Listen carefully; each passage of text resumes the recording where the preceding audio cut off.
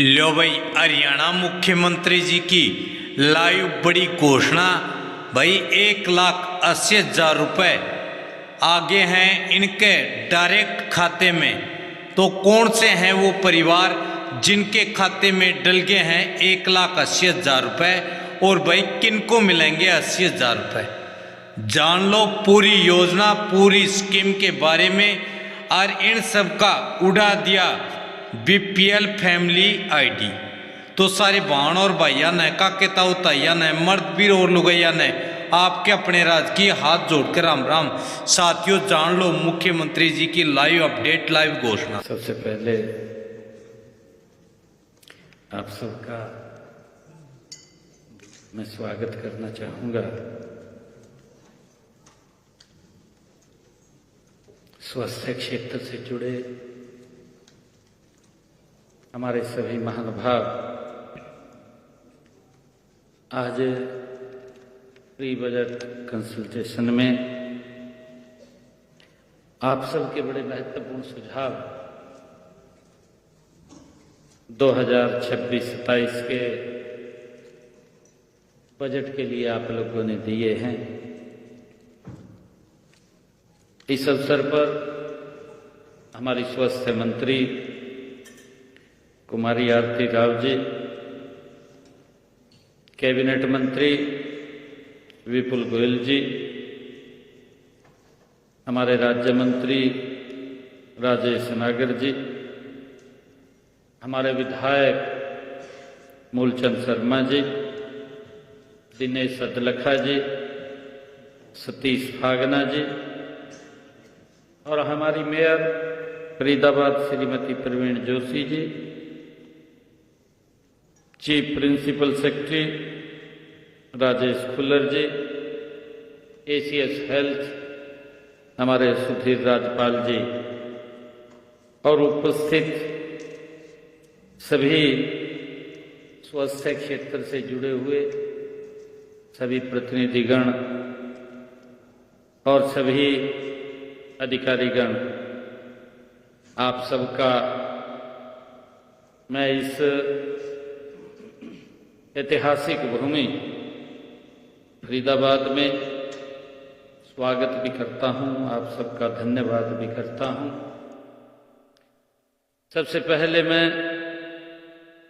आज राजा नाहर सिंह जी का बलिदान दिवस है। ये पवित्र भूमि उन महापुरुषों की भूमि रही है, उनको मैं सत नमन करता हूं, प्रणाम करता हूं। 2026 का आगमन हुआ है। नववर्ष 2026, इसके आगमन की भी मैं आप सबको बहुत बहुत बधाई और शुभकामनाएं देता हूं। और आप सब महानुभाव ने इस बजट पूर्व इसमें चर्चा में भाग लिया है। मैं इसके लिए भी आप सबको धन्यवाद भी करता हूं, आप सबका स्वागत भी करता हूं, आप सबका अभिनंदन भी करता हूं। आज यहां हम सभी प्रदेश की उपस्थिति और प्रदेश के स्वास्थ्य क्षेत्र के भविष्य को दिशा देने के लिए आज हम सब यहां एकत्र हुए। लगातार ये 7वां प्री बजट कंसल्टेशन जब से शुरू हुआ है, अब की बार इसको हमने और बड़ा, हर वर्ग से अलग अलग क्षेत्रों में इसकी चर्चा हो। हमारी सरकार की सोच है कि बजट सरकार का नहीं होना चाहिए, बजट आम नागरिक का होना चाहिए, लोगों का होना चाहिए, जनता का होना चाहिए। उस आधार के ऊपर हम सब ने अलग अलग वर्गों से हम चर्चा करके उनके महत्वपूर्ण सुझाव इसमें शामिल कर रहे हैं। मुझे आज खुशी भी है कि आज हमारे सभी डॉक्टर्स और स्वास्थ्य क्षेत्र से जुड़े हुए सभी महानुभाव यहाँ उपस्थित हैं। अभी 3 रोज पहले हमने गुरुग्राम में 24 दिसंबर को हमारे भारत के यशस्वी गृह मंत्री आदरणीय अमित शाह जी, उनके द्वारा हरियाणा का विजन डॉक्यूमेंट 2047 उसको लॉन्च किया। हमारी एक सोच है कि 2047 में हमारा हरियाणा कैसा हो, हरियाणा किस दिशा में खड़ा हो, क्योंकि देश के यशस्वी प्रधानमंत्री आदरणीय नरेंद्र मोदी जी ने एक बात उन्होंने संकल्प लिया है कि 2047 तक ये भारत विकसित भारत बनाना है। और प्रधानमंत्री जिस बात की चर्चा भी करते हैं समय समय के ऊपर कि जब ये भारत विकसित भारत बनेगा तो उस विकसित भारत में हरियाणा ग्रोथ इंजन का काम करेगा। ये हम सब की बड़ी जिम्मेवारी है कि 2047 का कैसा हरियाणा हो, उस दिशा में हम सामूहिक रूप से चर्चा करके, मैंने कहा है ये बजट ये सरकार का बजट नहीं है, ये बजट लोगों का बजट है, जनता का बजट है। और हर व्यक्ति को लगे कि मैंने ये सुझाव दिया था और उस सुझाव को इस बजट के अंदर शामिल किया गया है। मेरे लिए बड़ी खुशी की बात है।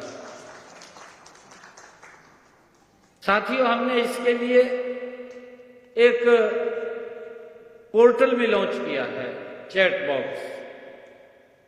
आपके टेबल के ऊपर भी QR कोड पड़ा है, आप उसको भी स्कैन करके इस चैट बॉक्स के ऊपर आप अपने महत्वपूर्ण सुझाव वो सरकार को दे सकते हैं, क्योंकि अभी शायद सभी लोगों को बोलने का समय भी नहीं मिला होगा, क्योंकि समय की एक सीमा है, समय की एक मर्यादा है। उस समय के अंदर शायद आपके पास कोई अच्छे सुझाव हैं, वो सुझाव आप देना चाहते हैं, परंतु आप नहीं बोल पाए होंगे। परंतु ये चैट बॉक्स के माध्यम से वो सभी सुझाव आप हमारे पास भेज सकते हैं। इसके बाद भी अगर आपके पास कोई अन्य सुझाव कहीं चर्चा करते हुए किसी व्यक्ति से आए, तो मेरा आग्रह आप लोगों से है कि आप उन सुझावों को भी इस चैट बॉक्स के ऊपर शेयर करें। और उसके ऊपर बताया भी है, और मैं ये कहना चाहूंगा कि जो आपके महत्वपूर्ण सुझाव आएंगे, वो सुझाव ये कोई छोटा विषय नहीं है, ये लाखों जिंदगियों को बचाने के आपके सुझाव होते हैं। और मैं ये कहना चाहूंगा कि डॉक्टर सिर्फ इलाज नहीं करते, डॉक्टर सिर्फ इलाज नहीं करते, वे उम्मीद का उपचार भी करते हैं। व्यक्ति को यह उम्मीद होती है कि मैं डॉक्टर के पास जाऊंगा और मैं स्वस्थ होकर के लौटूंगा, वो एक उम्मीद का उपचार भी करते हैं। मुझे खुशी है साथियों, आज का यह आयोजन मेरे लिए ये विशेष महत्व रखता है। पिछले वर्ष जैसा मैंने अभी कहा भी है कि समय के अभाव के कारण स्वास्थ्य क्षेत्र के लिए हम बजट पूर्व परामर्श ये संभव नहीं हो सका, लेकिन इस वर्ष बीते वर्ष के अनुभवों को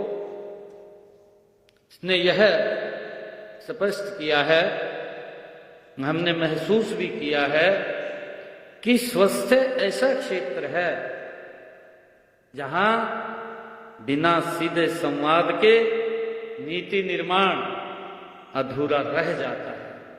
हमने ये पिछले बार महसूस किया था, क्योंकि पिछले समय का अभाव था, और फिर मैंने चर्चा भी की। हमने कहा कि डॉक्टरों से और स्वास्थ्य क्षेत्र से जुड़े हुए तमाम लोगों से हमें उनके महत्वपूर्ण सुझाव लेने चाहिए, और प्रधानमंत्री जी का जो संकल्प है विकसित भारत, वो विकसित भारत तभी पूरा हो सकता है जब हमारा प्रदेश, हमारा देश वो स्वस्थ होगा। तो ये जो संकल्प 2047 का लिया है, उसको अचीव करने में हम गति से काम कर पाएंगे। साथियों, हम ये भी समझते हैं कि अस्वस्थ व्यक्ति कितना भी वो बुद्धिमान हो, कितना भी बड़ा थिंक टैंक हो, अगर अस्वस्थ होगा तो विकास की गति धीमी पड़ जाएगी, रुक जाएगी। परंतु जब व्यक्ति स्वस्थ होगा तो विकास की गति बढ़ जाएगी। साथियों, इसमें बड़ा महत्वपूर्ण योगदान आप सबका है, और इसी सोच और इसी प्रतिबद्धता के साथ इस वर्ष हमने स्वास्थ्य क्षेत्र को भी बजट पूर्व इस परामर्श की प्राथमिकता में हमने रखा है। ये हमारे लिए भी बहुत खुशी की बात है।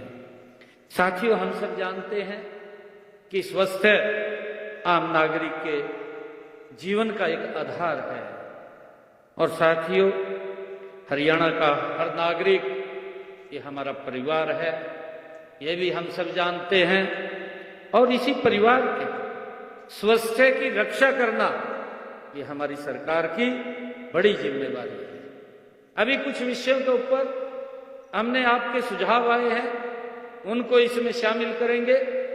ये आपके सुझाव ये किसी एक विशेष व्यक्ति के लिए नहीं होंगे, ये सुझाव हरियाणा के 2 करोड़ 80 लाख लोगों के लिए ये महत्वपूर्ण आपके सुझाव होंगे, जिसका लाभ हरियाणा के जन को मिलने वाला है। साथियों, हमारा संकल्प है कि स्वास्थ्य से जुड़ी जो हमारी योजनाएं हैं वो केवल फाइलों में और घोषणाओं तक वो सीमित न रहें। ये हमारी सोच है, बल्कि जमीन पर वो प्रभावी रूप से दिखाई दें और इनका लाभ अंतिम व्यक्ति तक पहुंचे। अभी एक हमारे डॉक्टर साहब ने बताया है कि जब उसका ऑपरेशन कर रहे थे और ऑपरेशन करते करते उसने मन से अपनी बात को बोला, और उसने, छोटा विषय नहीं है ये, बहुत बड़ी बात है। मैं इस बात को अपने एक शब्द में बोलता हूं। एक बड़ी पुरानी ऐड चलती थी कि छोटा रिचार्ज लंबी बात, वो बोलते थे। ये एक विषय छोटा है, परंतु जिस व्यक्ति का ऑपरेशन हो रहा है उसके लिए बहुत बड़ी बात है। उसने कहा है कि अगर ये योजना ना होती, मोदी जी अगर इस योजना को ना चलाते, तो शायद मेरा ये ऑपरेशन ना होता। साथियों, 2014 से पहले हम देखते थे बहुत सारा लोग पैसे के अभाव में अपने परिवार के साथ नहीं रह पाते थे, परिवार से बिछुड़ जाते थे। और मुझे खुशी है, अभी राजेश जी ने उस बात के ऊपर थोड़ा प्रकाश डाला है। मैं जब 2019 में मेंबर पार्लियामेंट था, तो उस वक्त मेरे पास लोग आते थे, और लोग आते थे मेरे को बोलते थे, मैं मिलता था लोगों को, मेरे को बोलते थे कि सांसद जी आप ये फोन कर दें, आप फोन करेंगे तो मेरा डायलिसिस फ्री हो जाएगा।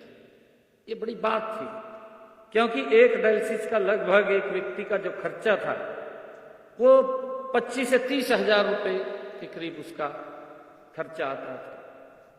और कई ऐसे पेशेंट थे जिनका 1 महीने के अंदर 3 बार भी डायलिसिस उसे कराना पड़ता था, परंतु उसके ऊपर कितना बड़ा पहाड़ टूटता था कि अगर 3 बार डायलिसिस कराना पड़ गया तो नहीं करा पाता था। उसके सामने बड़ी समस्या खड़ी होती थी, परिवार के सामने खड़ी हो जाती थी, और परिवार गरीबी रेखा के नीचे चला जाता था बीमारी के कारण। अगर ठीक ठाक वो व्यक्ति काम कर रहा है या पैसे के अभाव के कारण इलाज नहीं करा पाता था, हम डॉक्टर को फोन कर देते थे कि इसका फ्री कर दीजिए। सीएमओ हमारी बात सुन करके उसको 2 महीने 3 महीने रिलैक्सेशन दे देता था। 3 महीने तक उसका पैसा नहीं लगता था, 3 महीने बाद फिर आता था वो। मैंने सोचा, जब हम 2024 में अपना संकल्प पत्र बना रहे थे, मैंने दिमाग में मेरे विषय आया कि मेरे पास लोग आते थे और आकर के बोलते थे कि डॉक्टर को फोन कर दो। मैंने सोचा कि बहुत सारे लोग तो मेरे पास आ भी जाते होंगे, परंतु ऐसे भी लोग होंगे जो मेरे तक नहीं पहुंच पाते होंगे। उनकी स्थिति क्या होगी जो मेरे पास भी नहीं आ रहे हैं, या हमारे किसी सांसद विधायक को नहीं मिल पा रहे हैं। हमने ये निर्णय किया कि इसको अपने संकल्प पत्र में शामिल करेंगे, और हमने ये कहा कि 8 तारीख को जब रिजल्ट आएगा, 8 तारीख के बाद अगर पहली हमारी कोई फाइल के ऊपर साइन होंगे तो वो साइन हरियाणा प्रदेश के हमारे सिविल हॉस्पिटल, सरकारी हॉस्पिटल, हमारे मेडिकल कॉलेज, हमारी जो मेडिकल यूनिवर्सिटीज के अंदर हरियाणा प्रदेश के लोगों का अगर डायलिसिस किसी कोई कराएगा तो उसका फ्री होगा, कोई पैसा नहीं लगेगा। एक बहुत बड़ा निर्णय था और उसका लाभ हरियाणा प्रदेश के जन को मिल रहा है, और यही सरकार की सोच है कि सरकार अंतिम व्यक्ति तक लाभ पहुंचाए। मुझे खुशी है बताते हुए आप लोगों को कि हमने आदरणीय प्रधानमंत्री जी ने जो एक विचार किया आयुष्मान भारत, ये कोई छोटी कल्पना नहीं है। मैं कल, हमारा एक कार्यक्रम था परसों, हमारे वीसी साहब हुए थे, उनके साथ हमने एमओयू साइन किया रिसर्च के लिए। रिसर्च की अभी चर्चा भी हुई है बीच में कि हमारी यूनिवर्सिटीज के प्रोफेसर, हमारे स्टूडेंट्स वो रिसर्च करेंगे। हमने पिछले बजट के अंदर ये कहा था कि हम 20 करोड़ रुपया हम रिसर्च के लिए रखेंगे, ताकि नए नए नवाचार, नई जो कोई भी स्कीम्स आए, इसका लाभ प्रदेश के लोगों को मिले। वो देखें, सर्च करें, समस्या क्या, उसका समाधान ढूंढें, नई क्या हम टेक्निक ला सकते हैं, उसके बारे में विचार करें। हमने उसके ऊपर, मैं वहां पर ये बात बोल रहा था कि हमने इस रिसर्च के लिए, ताकि लोगों के जीवन को सरल और सुगम किया जाए, यही इसी में से निकल करके जो आयुष्मान भारत आदरणीय नरेंद्र मोदी जी लेकर के आए हैं, इस एक योजना से एक गरीब व्यक्ति के जीवन में कितना बड़ा बदलाव आया है, आप इस योजना से कल्पना कर सकते हैं कि जो व्यक्ति इलाज कराने के लिए दिक्कत महसूस होती थी, आज गर्व से अपना सर ऊंचा करके गरीब व्यक्ति भी इलाज करा सकता है। ये सुविधा नरेंद्र मोदी जी ने निकाल करके दी है आयुष्मान योजना के माध्यम से। साथियों, हमारा ये संकल्प है, हमारी सरकार का ये संकल्प है कि कोई भी विषय वो घोषणाओं तक सीमित न रहे, बल्कि जमीन पर प्रभावी रूप से वो दिखाई दे। ये हमारा संकल्प है, और इसका लाभ अंतिम व्यक्ति तक पहुंचे, गरीब व्यक्ति तक उसका लाभ पहुंचे। ये हमारी सरकार का संकल्प है। साथियों, मैं बताना चाहूंगा, आज ऐसा प्रबुद्ध जन हमारे बीच में बैठे हैं। मैं आप सबको ये बताना चाहूंगा कि हमारी सरकार, हम यहीं रुकने वाला नहीं है, हम यहां रुकने वाले नहीं हैं। इस वर्ष हमारा लक्ष्य है कि स्वास्थ्य बजट को 2 अंकों की वृद्धि तक ले जाने का हमारा संकल्प है कि इसको और ज्यादा बढ़ाने का हम काम करेंगे। इससे हमें हेल्थ इंफ्रास्ट्रक्चर, मानव संसाधन, और सेवाओं, तीनों मोर्चों पर मजबूती से हम आगे बढ़ सकें, ये हमारा संकल्प है। साथियों, वर्ष 2025-26 के बजट में स्वास्थ्य क्षेत्र के लिए हमने, जो हमारा पिछला बजट था, जो 25-26 का बजट था, उस बजट में 11,220 करोड़ 54 लाख रुपए का प्रावधान उसमें किया गया था स्वास्थ्य के क्षेत्र में। और मुझे ये बताते हुए कि इसमें अब तक हमने 6,711 करोड़ 82 लाख रुपए हमने खर्च कर दिए हैं, जिसमें हमारे डॉक्टर महावीर जी जैन साहब बोल रहे थे, वो बता रहे थे, डॉक्टर साहब आप, तो हमने 6,711 करोड़ 82 लाख रुपया हमने इसके अंदर खर्च भी कर दिया है। साथियों, हमने हरियाणा के सभी जिला अस्पतालों में आधुनिक स्वास्थ्य सेवाएं और अत्याधुनिक उपकरण हम उपलब्ध भी करा रहे हैं। इनमें चाहे सीटी स्कैन की बात हो, एमआरआई की बात हो, अल्ट्रासाउंड की बात हो, या ब्लड एनालाइजर की बात हो, डिजिटल एक्सरे की बात हो, तमाम सुविधाएं ये अब आम नागरिक को भी इन सुविधाओं का लाभ मिले, वो भी इनको अपना जीवन में उसका लाभ ले सके, ये हमारी सरकार निरंतर लगातार उसमें काम कर रही है।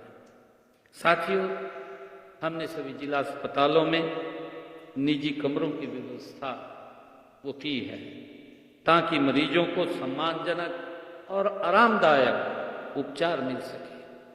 साथियों, कैंसर जैसी गंभीर बीमारी के उपचार के लिए और सुलभ बनाने के लिए डे केयर सेंटर, हमने डे केयर कैंसर सेंटर्स भी स्थापित किए जा रहे हैं। साथियों, वहीं सभी जिला अस्पतालों और सरकारी हमारे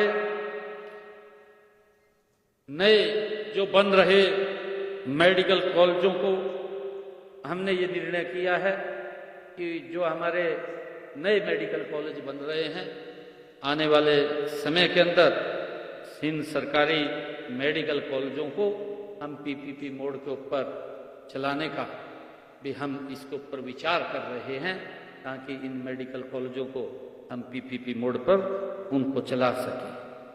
और इन कॉलेजों में हमने 50 बेड क्रिटिकल केयर ब्लॉक भी उसमें बनाए जा रहे हैं, ताकि गरीब व्यक्ति को भी अच्छी सुविधाएं उसके अंदर मिले।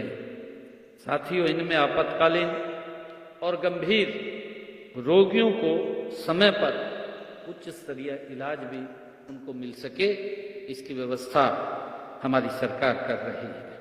साथियों, आप जानते हैं कि रक्त की उपलब्धता संकट के जीवन में वो व्यक्ति को उसका जीवन बचाने का काम करती है।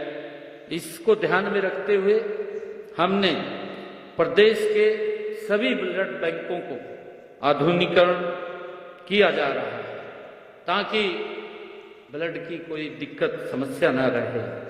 साथियों, इससे सुरक्षित और त्वरित हमने रक्त आपूर्ति सुनिश्चित भी की जा सकेगी, ताकि उसका लाभ भी व्यक्ति को मिले।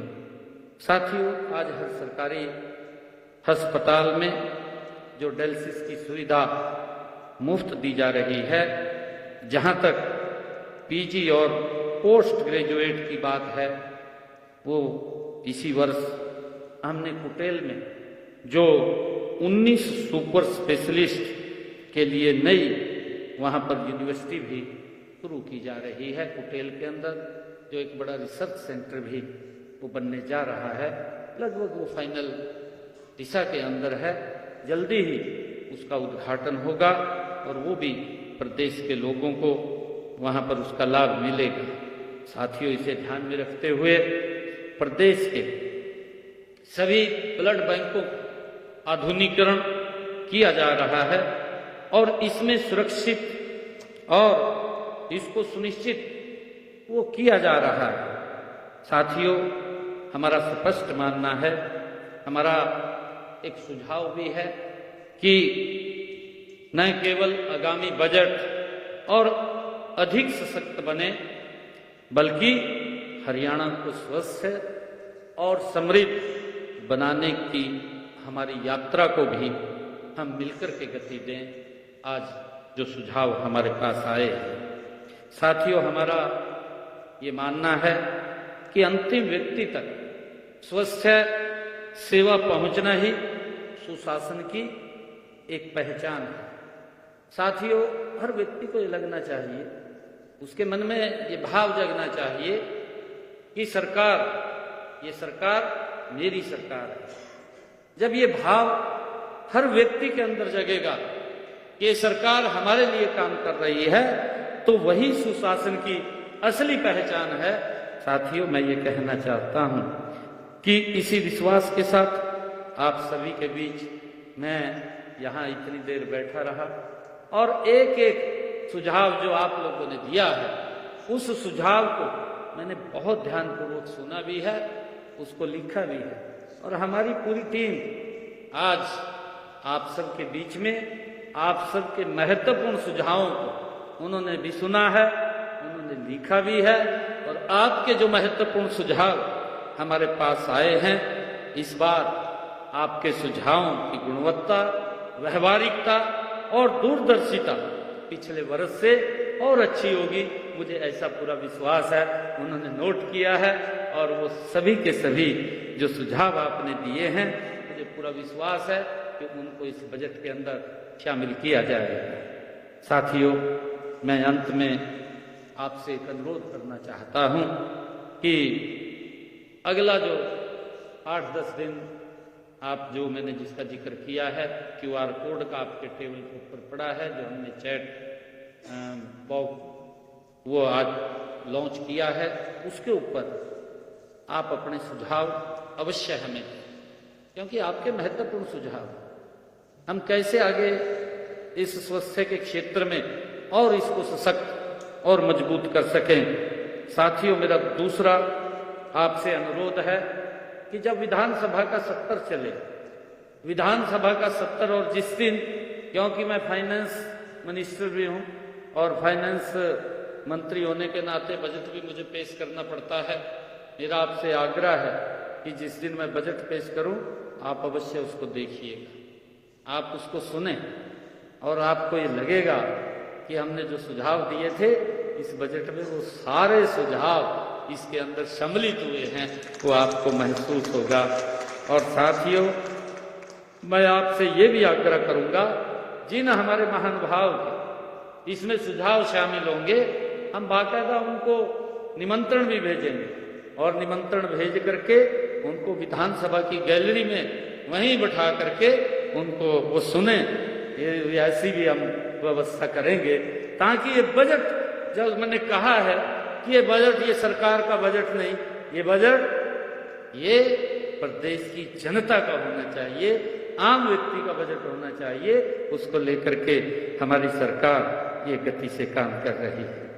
साथियों, अंत में मैं इस बजट पूर्व परामर्श प्रक्रिया में आपकी सक्रिय भागीदारी, सहभागिता और सकारात्मक सोच और सहयोग के लिए आप सभी महानुभाव का मैं बहुत बहुत धन्यवाद भी करता हूं।